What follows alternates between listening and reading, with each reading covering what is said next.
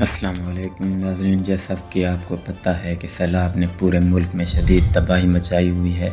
اس video میں بھی ہم پاکستان کے ان علاقوں کو دکھائیں گے جہاں سیلاب نے تباہی مچائی ہوئی ہے۔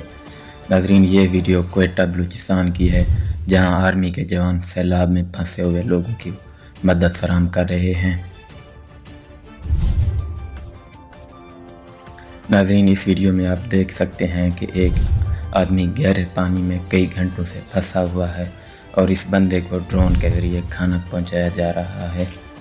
سیلاب میں پھنسے ہوئے لوگوں کو بچانے اور انہیں ہر قسم کی مدد فراہم کرنے میں پاکستان ریسکیو 1122 کا ادارہ اس وقت نمبر 1 پہ ہے۔ ریسکیو 1122 کے اہلکاروں نے ایسے علاقوں میں جا کر مدد فراہم کی جہاں کوئی جانے کا سوچ بھی نہیں سکتا۔